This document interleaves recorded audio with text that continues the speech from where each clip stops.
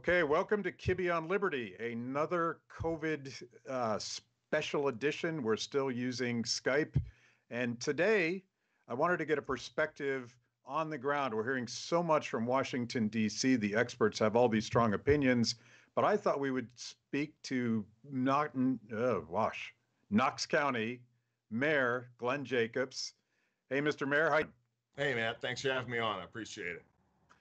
So, I've been following you on Twitter, and there's a bunch of stuff I want to get into, but I wanted to give people a perspective of what's going on in Knox County, Tennessee. I don't necessarily trust Washington to tell me how you guys should live your lives. What's going on there? Well, when it comes to the COVID-19 pandemic, thus far, we've been extremely fortunate. Tennessee is in the top 10 member states with the amount of testing that's being done here. It's kind of sad to see all the political forces at work. And I know that other people are saying in Tennessee, you're not doing any testing. The governor of Kentucky actually said that Tennessee was pretty much not doing enough, doing nothing, and put a travel advisory for Kentuckians going to Tennessee. Turns out we're doing 6 times as much testing as they are in Kentucky. But in Knox County specifically, we've been very fortunate. We have a community of not quite 500,000 people. So far, we have 110 confirmed cases of COVID-19. We've had 16 hospitalizations. Unfortunately and tragically, we have had 1 fatality. But we've also had 70 recoveries, which means that people that are either recovered past the 14-day or have been in the hospital and are now on the road to recovery. So when you look at our numbers, thankfully, we're doing really well. Like many other states, the governor put out an executive order limiting restaurants to delivery only, closing bars, also closing businesses that are close proximity and high touch, such as hair salons, gyms, nail salons, massage parlors, and that sort of thing. And just like everyone else now, we're seeing the impact of what all this is doing to our economy. To be fair, I think that the pandemic itself was going to be a blow to the economy. And then with all these mandated closures, it's just really made that much worse. But over the past 2 weeks, I'm sure the people have seen the national numbers. We have 9.9 million people who filed for new unemployment claims. In Tennessee is 140,000 people, 140,000 of my fellow Tennesseans and fellow neighbors over the past 2 weeks alone. So overall, thus far, and I'm certainly not downplaying the impact of this disease, but we've seen tremendous economic damage done. And we have suffered some effects from the disease, but not nearly as much as other places you might hear about. There does seem to be a bit of a bidding war amongst governors as to how sort of strident they get in the lockdown of the economies. And it strikes me that when I go through the list, the governor of Tennessee released a list of things that are essential, and it's fairly broad. And I wonder how law enforcement that's trying to enforce these kinds of things could possibly make reasonable decisions about who to go after and what to let slide. How would anyone make a decision like that? Well, I think, first of all, let me say this. Bill Lee, the governor of Tennessee, he's a good man. He's a good person. And I know that he struggled a lot with that decision. He's not one of those people that's just going to immediately just go, we need to close all this stuff down. I mean, he really struggled with it. And when you look, it's really focused on those high touch businesses. What he says, businesses by their nature just have a very high rate of possibly transmitting this disease, which are things like your personal appearance businesses, your nail salons, and that sort of thing.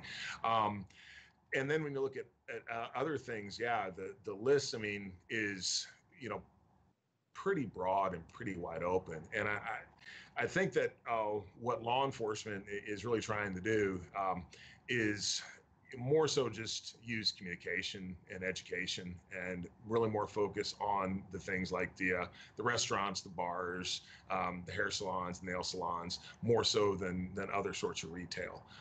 And it is hard because I've had a number of small businesses reach out to me, and they're losing money staying in business. It would be cheaper for them just to either just shut down right now, or at least pause their operations. But they're trying to pay their employees, and they're trying to keep their people employed. And I wish more folks would keep that in mind. We hear this thing, it's profits over people. It's not profits over people. They're trying to pay their people. And also, for most businesses, if there ain't any profits, they ain't going to have any people. And that's just how the market works. So it's an extremely difficult time for a lot of businesses. And I just applaud those that are out there and taking care of their people. Yeah. And my instinct, and I wonder if you see this, but my instinct tells me that free people are generally responsible, and you have employers trying to take care of their employees, and you have neighbors trying to be responsible. You have people that are conscious of vulnerable populations. And we were doing all of these things. And I wonder what the difference is actually between a governor or the surgeon general or whoever sort of mandating from the top down, you must do this, you must do that, versus what we were already doing long before governors told us to do it. It's interesting.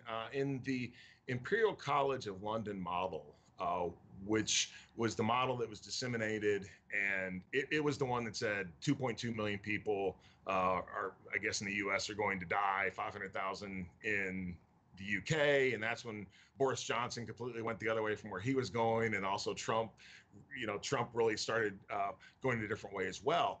And if you actually read what they say, and of course we see the statistics and all that stuff, and the media throws that out there and says, and at first I was really angry because I was like, these guys, it's not accurate, any of that. But then you read what Neil Ferguson, who is the main person behind the model, he talks about things like organic social distancing and cultural variations, and people will take it upon themselves to protect themselves and to protect others. Therefore, his model is just saying this is what happens if no one does anything at all. And I was actually really impressed by the fact that he realized, hey, we really can't predict, because people are going to start taking measures to protect themselves. They will put on masks. They will make sure that they don't visit their elderly relatives. Like I haven't seen my in-laws in probably 6 weeks or maybe 2 months now. They're both close to 90 years old.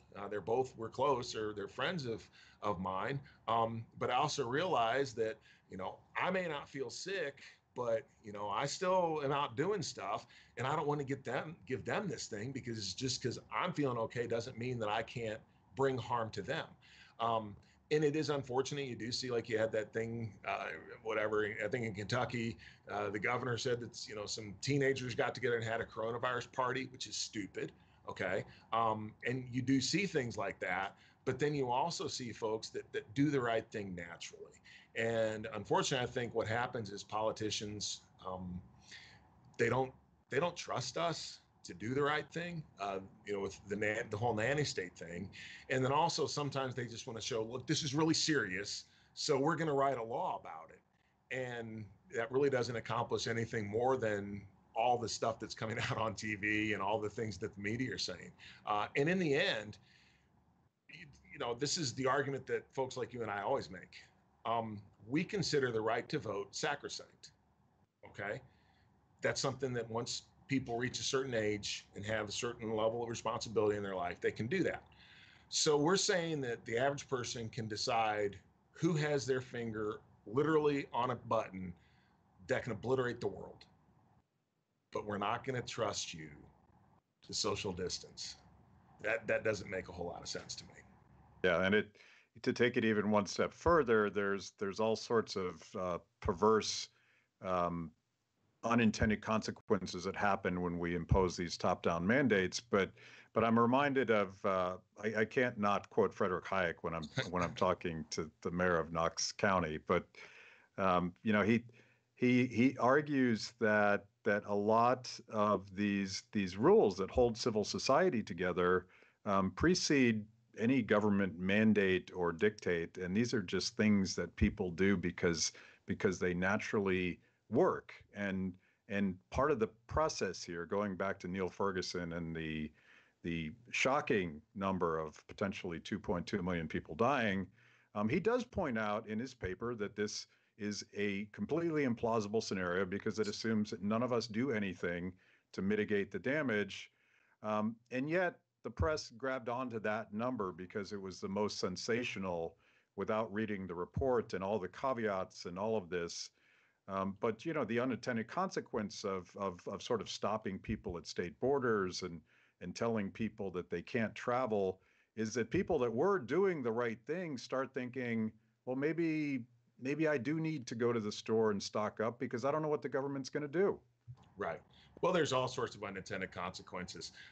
The FEE.org, the Foundation for Economic Freedom, had a great article online. I have it pulled up. It's called An Alternative to the Lockdown Strategy in the Fight Against Coronavirus. And in this, they talk about, and I'd been looking for something like this, but a study was done in 1979 with figures on the impact of unemployment.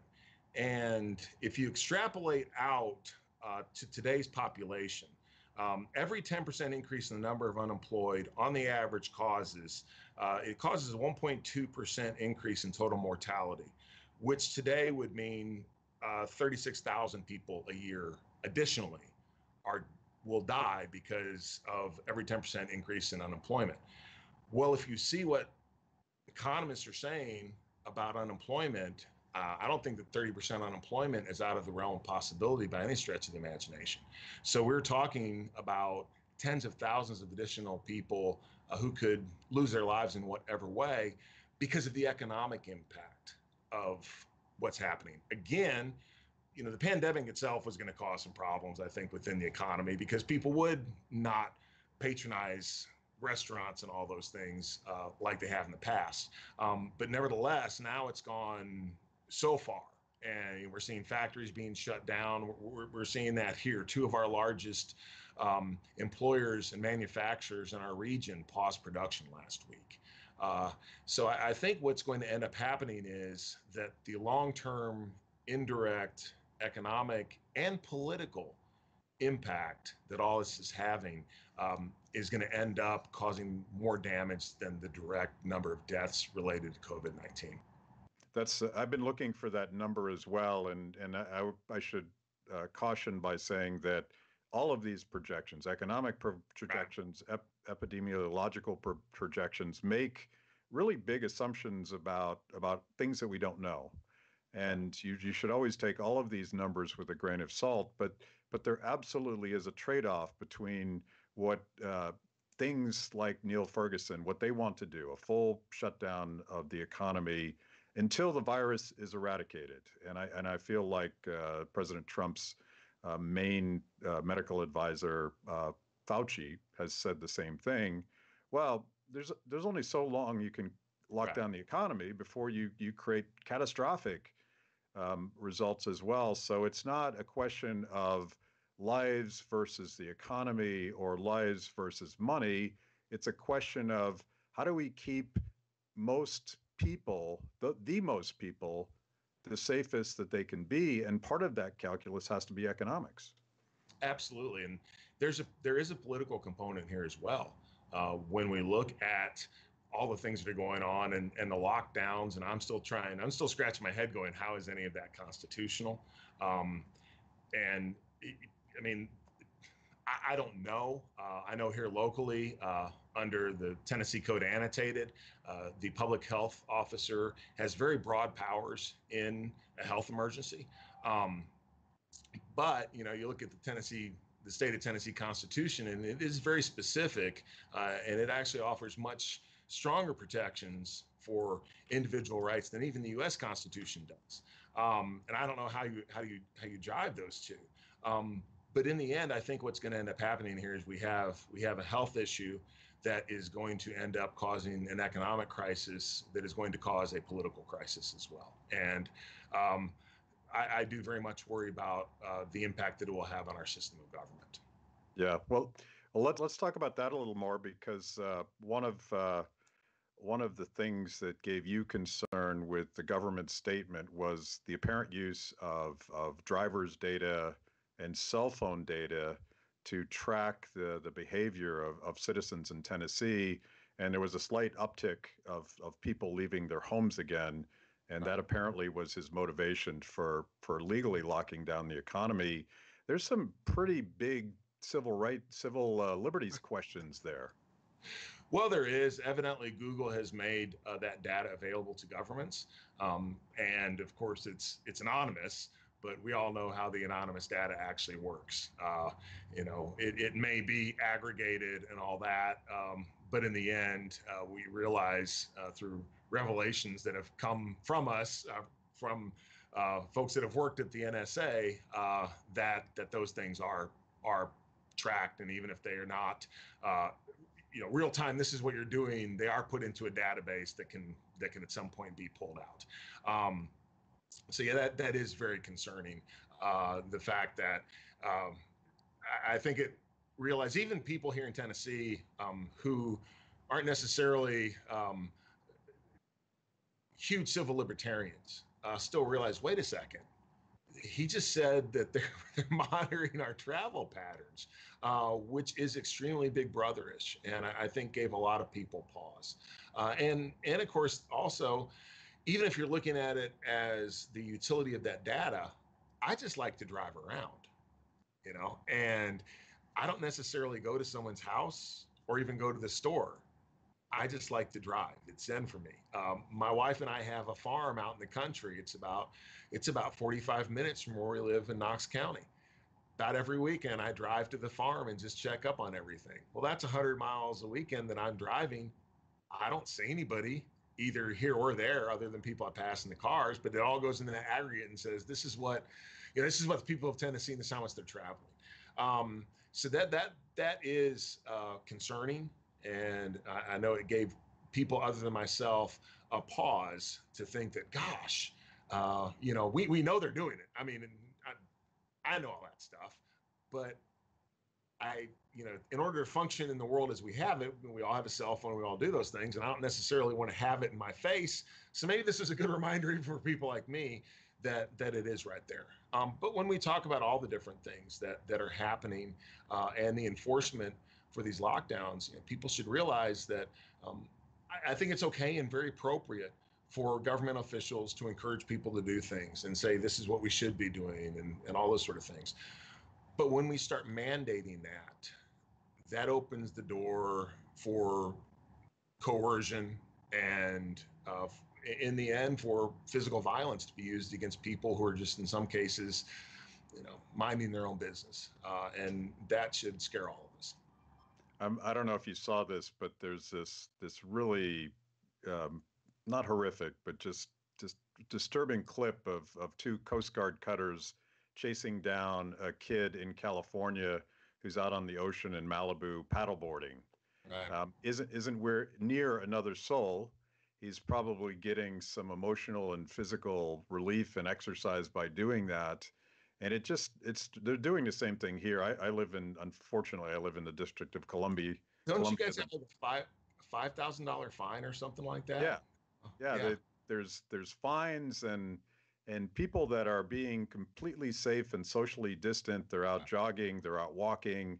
These are things that people need to do to maintain their health and their sanity. Matt, I will say, we will not see anything like that in Tennessee. I can pretty much guarantee you that. So you need to come on down. Yeah, I'm wondering, hearing about your state constitution, I'm wondering if you will accept applicants, refugees from the District of Columbia. Well, I don't know, but we might, and we might see an influx of people, and we've actually seen that. I believe my wife is a realtor, And it's funny because she'll have people call from out of state, and I don't know if it's the best thing for her sales and her business, but she will ask them if they are liberal or conservative, and inevitably what they'll say is, there's lunacy going on here, and we want to get out, and we want to come to Tennessee, which is much more conservative state, a state where you actually take people's freedoms and rights. We take those seriously. Well, it's probably against my self-interest, but you probably don't want to accept anyone from Washington, D.C. We're We're certainly not going to take anyone that's there part of the year at Congress. I'll tell you that. So yeah. Hey, I wanted to ask you about hospitals because this is a issue that's very important to me personally, and I'm looking at certain governors. I don't think your governor did this, and the Attorney General, a number of health officials in Washington D.C. said, not in a way that was a mandate, but when the Attorney General says something to hospitals, they have to listen. They said that you should clear the decks to all the hospitals, cancel all of the elective surgeries, so that hospitals could be better prepared for an onslaught of COVID patients. And there was this specific case where New York and Manhattan, many of the hospitals at least, are getting crushed with COVID patients. But in Syracuse, across the state, because of this de facto mandate that there shouldn't be elective surgeries, all these beds are sitting empty. And as a result, you have a complete drain of resources that would be used by hospitals to keep those services ready for when the onslaught happens, if it does happen. What's going on in Tennessee with that? Well, actually, Governor Lee did issue an executive order which prohibited hospitals and medical providers from doing elective surgeries. And they also did something similar, I think, with dentists. And yeah, the impact has been that the non-emergency hospitals, like the orthopedic clinics, as well as the rural hospitals, have really suffered because that was one of their main revenue sources. So there's a clinic in town here. It's a big orthopedic clinic, and they furloughed all of their nurses, all of their physicians' assistants. The doctors are taking significantly reduced salaries, and they're just trying to make it through. So that has happened here. I think it's something that people need to keep in mind is when we're talking about the models and all that sort of stuff and the transmission of COVID-19, there's a significant difference between New York City, which has a population density of over 25,000 people per square mile, and say Knox County, which is still an urban county here in Tennessee, but we have population density of a little over 900 people, 1/26th of what New York City has. So I'm thankful that President Trump has not just said, this is what we're going to do nationwide, because it really does vary quite a bit depending on where you live. As you say, in Syracuse, I can imagine they're probably much less hard hit than they're going to be in New York City. So that's one of those things where I think local decisions, even if it is something like that's a mandate, I think local decisions are much better made than decisions that come from the top down. It seems like there's a lot of very difficult choices that doctors and patients are going to have to make anyway, because another one of perhaps unintended consequences, I believe it was the governor of Georgia, mandated that cancer patients, that their treatments would be deemed elective. And again, this seems like a sweeping overstatement that ignores the fact that every single patient and every single doctor and every single facility is dealing with a unique situation every time they have to make a decision. And cancer patients, of course, are very exposed. Their immune systems are weakened, and there is that trade-off. But I'm asking how anyone in a state capital could possibly know better than doctors and patients how to make that decision. Right. The thing is that the market does work, and when it's allowed to, and people think of the free market as all these results, and sometimes we don't like them, but the market's actually a process, and it's a process that solves problems. So when a problem arises, entrepreneurs, doctors, hospital administrators, whoever, actually, when they see that they can make a profit by addressing the problem, that's what they do, and resources start flowing there. So the market does work. Sometimes it takes a little bit of time, but as Hayek would tell you, the difference is that the people within the market actually have the information necessary and can make those decisions. The politicians, because they're outside the market, don't. And the market is very dynamic. It's always changing. So the entrepreneurs, the people within the system, they have to be able to address that, and they have to do it very quickly. Whereas the politicians, often do just, in many cases, just what political pressure forces them to do. They're not really reacting to the stimulus inside the market per se, and they also can't make those decisions as quickly as possible. And they also don't consider the unintended consequences. Doesn't mean they're bad people, because a lot of them are really, really good people, and they are in a tough place. And what they're thinking is, I don't want to get blamed for these deaths. And they're not looking at, the fact that deaths are going to come in other ways, maybe at another time, but they're not going to get, they won't get blamed for those, because those won't be directly linked to that decision. So it is difficult, and sometimes the most difficult thing to do is to let the market work as it should. Yeah, and you actually tweeted out another one of my favorite economists, Frederick Bastiat. I think that was actually today, Yes. talking about unintended consequences and what he called the seen and the unseen. And when politicians act, they act boldly, and they make these proclamations. They are responding to an incentive not to be viewed as passive or flat-footed when it comes to these things. But nobody ever sees the sort of the unseen consequences, the trade-off, the people that will die because they didn't have access to chemotherapy. Right. And you're exactly right. I think it was Henry Hazlitt that wrote that the difference between a good economist and a not so good economist is a good economist considers not only the immediate intent beneficial results of a policy, but also the long-term unintended destructive consequences of the policy. In some cases, that's very hard to do as well. And as you said earlier, even when I'm throwing out figures and saying this is what we see with whatever, well, those are estimations and may not actually be accurate. A lot of it's based on historical data, and people have free will and we act, and it's very hard to predict exactly what people are going to do. But that's something that it's not always taken into account, and especially in this situation, because it's like, well, if you're not addressing this, you don't care about people, and you don't care if people die. I do care about this, and I do care about people. We also have to keep in mind what we're doing over here, though, and what's going to happen over here. I don't have all of those answers, and no one does. But we have to try to balance those things as much as we possibly can, and not just say, this is the only thing that matters. Because yes, this is really important. This is too. And we have to look at both of those things in the totality of all of it. And that can be difficult.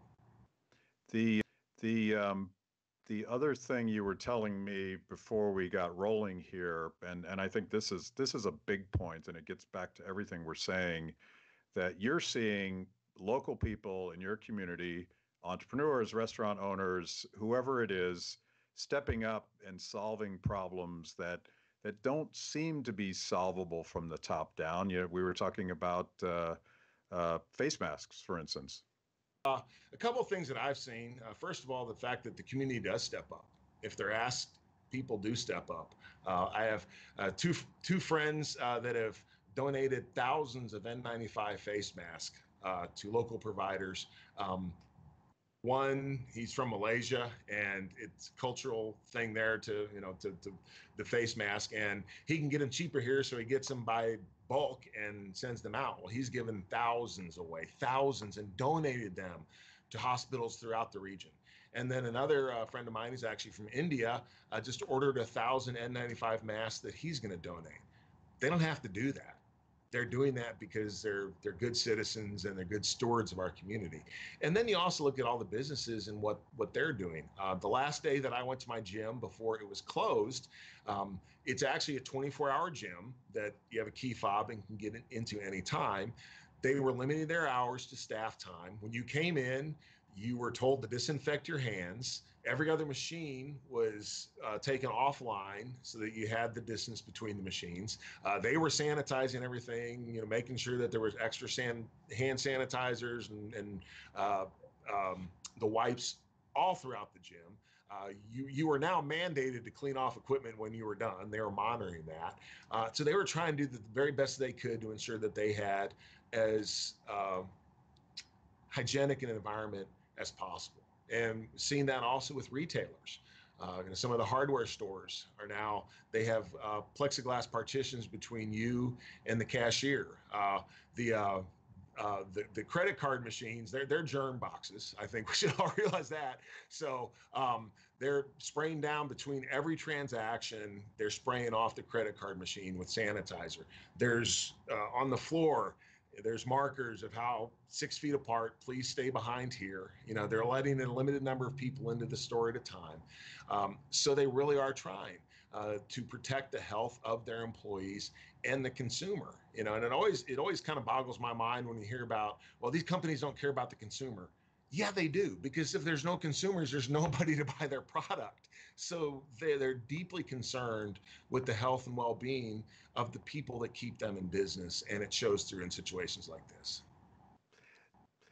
The other thing that sort of drives me nuts, and I touched on this earlier, but this idea that there are essential jobs and non-essential jobs, and it's pretty easy to point to a couple things that you would think are essential. Healthcare workers are essential, and getting food on your table is essential, which means that grocery stores and distribution and farmers, these are things that we desperately need, particularly as the economy starts to contract. But I think people, going back to the unseen, people don't appreciate that all those other jobs that you don't even know about, and if you don't know about it, it's not essential, right? Those are all of the support systems in an incredibly diversified division of labor that holds this entire ecosystem together. So I'm worried about the unknown worker that is a heck of a lot more essential than we think he is right now, being told he can't work. Right. As you said, the economy complex ecosystem. And I think that some people think, well, gosh, once we can just shut the economy off, there's a little switch and we can turn it off. And then it's like a machine. We just hit the switch and the economy roars to life. And as you said, it's an ecosystem, right? And it does, that's not how it works. And it's extremely complex. And it's like the butterfly flapping its wings. That little thing over here can have massive ripples throughout the economy. And again, I share your concern when we're looking at our global economy, which is more complex now than ever. The division of labor, again, which is more complex than ever. And that's why we have all the stuff that we have. And that's why we have the standard of living that we have. But when we look at those things and the complexity, it doesn't take a whole lot to mess them up. And once those supply chains are stretched, if they break, there's going to be real problems. And that's something that I think we should all keep in mind. One of the things that concern me when there's talk of these lockouts is, or lockdowns, is like, well, okay, a week or two, it's going to cause a lot of problems, but, the economy is resilient, but it's not a week or two. And we realize that now. And the longer this goes on, the more disruption you see in the economy. And I think at some point it almost becomes exponential. It's no longer linear. It really starts to shoot up, because once these things start piling up, it becomes very difficult. So again, I think when policymakers are determining what to do, they need to keep in mind that the economy is resilient, but it's also complex. And despite its resiliency, in that way, it actually makes it very fragile to certain disruptions. And if we have a mass disruption, that's going to be extremely problematic. Yeah, And I would add to that that we actually need a long-term strategy. That the whole idea of flattening the curve to make sure that we don't get more sick people than our hospitals can sustain lengthens the curve, which means that what would be a shorter event is going to be a longer event. And I've seen some models that if you go on beyond the 4-month period, you're going to get a second spike because you avoided the first spike. So the question becomes, what's the long-term strategy for managing and fighting the virus while we actually keep people fed and safe and employed? And these are things right now. I don't think the American people have been really told the truth about how long this thing might take, based on their own models. I absolutely agree with you.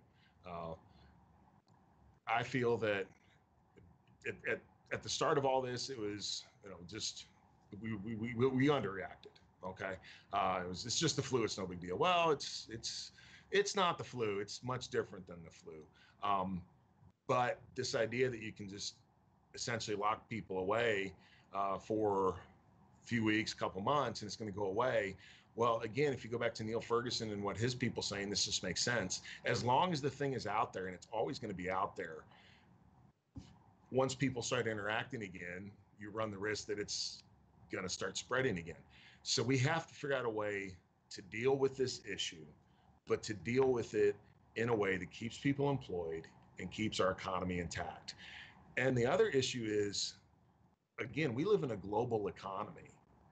And for people to think that's not important, well, the reason that we have the standard of living that we do is because of the International Division of Labor and the fact that you can get almost anything you want anywhere in the world at this point. And if you take that away, well, we will not enjoy the standard of living that we have. And there are consequences to that. But because we do live in a global economy, this is not the last time that something like this is going to happen. And how are we going to deal with the next one? If you look at COVID-19 compared to something like SARS, SARS was much more deadly, okay, and MERS was much more deadly, and those things can be out there too. So not only in this situation, but going forward, we're going to have to figure out a way that we can deal with this thing, but a realistic way that keeps people safe, keeps people employed, and keeps the economy going. And frankly, I don't think that we've done that. No, not yet. But I do see signs that innovation is happening, and one of the things that is different today is technology, and the fact that we can get groceries delivered to our door if we don't feel it's safe to go to the grocery store.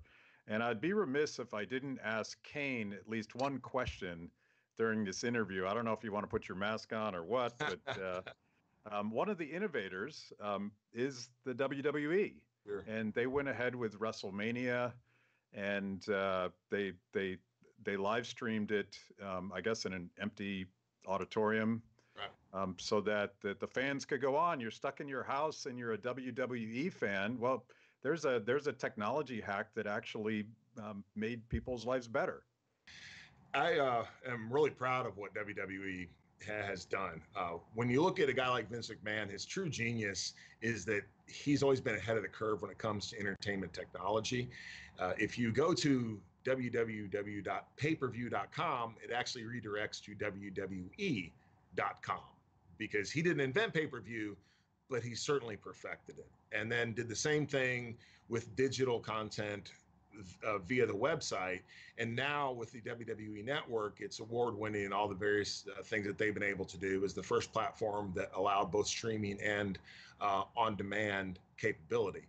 And that also allowed WrestleMania to go on this year when so many other things have been canceled. It was a great show. And just again, while we see so many other forms of entertainment, especially live entertainment, that aren't able to perform right now, WWE was able to do it because of the vision that a great American entrepreneur had. And say what you will about Vince McMahon, but that does make people's lives better. What do you think about this idea? You're a professional athlete, and basketball players and football players and wrestlers. You guys are in a lot better shape than the rest of us. You're very healthy. What do you think about this idea of taking this model of still playing the game, perhaps on an empty field or an empty ring, whatever the sport might be, but giving people that are stuck at home access to some of the things that are very important to them? Do you think there's a model there using technology and you're probably talking about testing and all sorts of extra precautions to do something like that, but it seems viable. I do. I agree with you. I can tell you as a performer that would be very difficult, especially in what I did in WWE, because our product is so interactive, and it would be difficult. But WrestleMania, they pulled it off. There was a match. It was the Undertaker versus AJ Styles in a boneyard match, and it was awesome because they were able to add a lot of cinematic elements that they wouldn't have been able to do had the show been live. So it was really great. So WWE might have an advantage in that way. But nevertheless, I think there is. And certainly being able to see LeBron James play, even if it's in front of an empty arena, is better than not being able to see him play at all. So I think there is a model. And if this goes on, I think that other sports are going to start putting out some new programming just because they're going to have to. And I think the fans would really appreciate that. Technology does, as you said, innovation and technology. It's amazing. I mean, here, the University of Tennessee is 3D printing face masks for doctors and nurses, the clear plexiglass masks.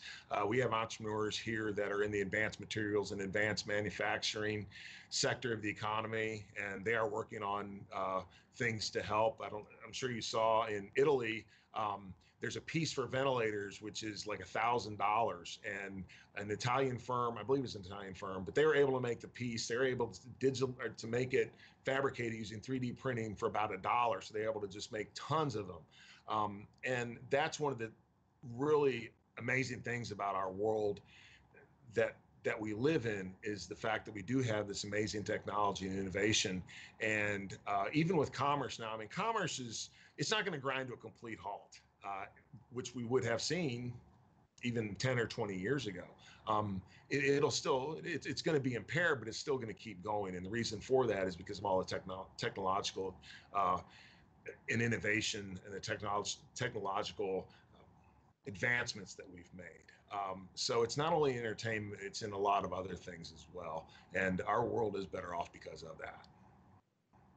Yeah, I wonder if we're allowed to stop hating Jeff Bezos yet, the founder and filthy rich capitalist of creator of Amazon. I'm not sure people would be fed right now without Whole Foods and Amazon. The other side of that, I am concerned about small business and about your mom and pop businesses. I think what we're going to see out of this is we are going to see a massive consolidation in many sectors of the economy, because the big businesses can weather this, and the mom and pops can't.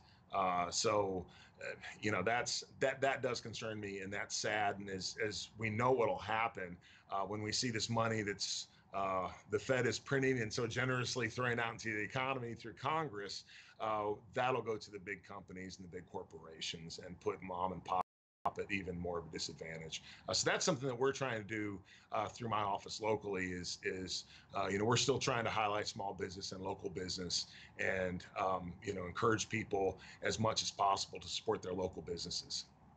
Yeah, we've been doing a lot more takeout food here in Washington, D.C., trying to help some of our favorite restaurants stay afloat.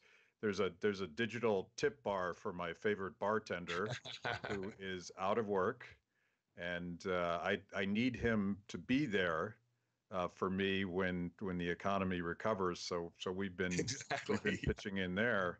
I think you're right. There is consolidation and all of those big corporations that sort of rigged this last how much was it? 2.2 trillion, and then another 4 trillion coming from the Federal Reserve. I wasn't going to go here, but since I have you, this seems like a good way to wrap this up. I got a question today on Facebook from one of our viewers from last week's show, asking about monetary policy and the Federal Reserve and what's going to happen when the federal government keeps spending all of this money they don't have. I'm guessing you have a perspective on that.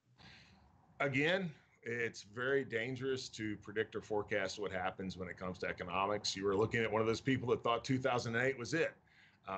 But I think 2008 is going to prove really be almost a blip on the radar compared to what we're going through now. Currently, the national debt's about $23 trillion. Well, I know as someone that deals with governmental budgets, albeit on a much smaller level, how important debt service is. The federal government spends about $400 billion a year on debt service. So, and then that's with interest rates. Their average interest rate is about 2.15%, which is of course extremely low. So if we extrapolate that out and we're talking $4 to $6 trillion added to the national debt through direct spending, we're going to see the debt service is going to go up 100, maybe $200 billion, which is going to have very detrimental impact on the budget going forward. Right now, they're fighting off a deflationary spiral because people are out of work, people are scared, they're not spending. The deflationary spiral is the Keynesian economist's worst nightmare. Okay, and they will do anything that they can to stop that, which is what the Fed is currently doing. So what they're doing is they're going to pump tons of money into the economy. Some folks are saying that the Federal Reserve's balance sheet is going to double. Right now, it's already at a record $5 trillion. It's going to go to $10 trillion. And the thing about that is that money comes out to the money center banks. You know, a lot of it has to do with money velocity and all those sort of things. But as the money goes out, if it sits there, nothing really happens. But as it gets loaned out into the economy, as the velocity of money picks up, inflation begins to happen. Now, what happened in 2008, 2009 afterwards, well, folks say, well, there wasn't any inflation. There was. It was in the stock market. It was also in capital flows out of the country. Okay, if you look at those sort of things, we did not see the massive price inflation a lot of people thought, a lot of us Austrian economists thought what might happen, because it went to other places. It went to asset inflation. So depending on what happens there, I think what could happen is we see this deflationary spiral once everything sort of smooths out. However long it takes the economy to start picking up, consumer confidence gets better, people start borrowing money again, banks start lending. Well, now you have this huge amount of seed money that could cause tremendous price inflation. Will that happen? I don't know, but certainly they're putting the seeds out there for it now, for a whipsaw from where we go to a highly deflationary environment to a highly inflationary environment. One thing's for certain, it would have been better perhaps to go into this crisis with the federal government not having $20 trillion in debt and the Federal Reserve not having trillions of toxic assets. I'm just saying. Yeah, well, and also when you look at, and I don't like the term entitlements when you're talking about Social Security, because I mean people paid into that system. Nevertheless, Social Security is not funded. If you look at it, it's actually underfunded to the tune of trillions and trillions of dollars. So there are some real fiscal issues that the federal government is going to face coming out of this. Yeah. Okay. Thank you, Mr. Mayor. I really appreciate your perspective on the ground. And my hope is that we in Washington, D.C. give you guys enough freedom to actually work from the bottom up to solve this problem. Well, thanks, Matt. And I think the most important thing for everybody to remember is we're going to get through this. And this is what I tell the folks here in Knox County. We have to come together as a community, more so maybe than we ever have before, because we're going to have a lot of folks that have been impacted by this virus, whether it's directly or indirectly. And we'll have people who have lost loved ones. We'll have people who have been financially wounded, who have been spiritually and emotionally wounded. So I think that in the end, if we can come together as a community and all our various communities across the country and be there for each other and be a community, I think we will be stronger for it. And I don't think it's going to be easy, but we can do it. Well said. Thank you, Glenn Jacobs. Thank you.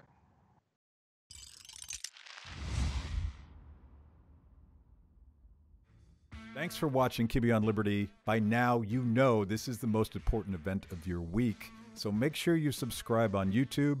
Click the little bell so you get notifications. Kibbe on Liberty, mostly honest conversations with mostly interesting people.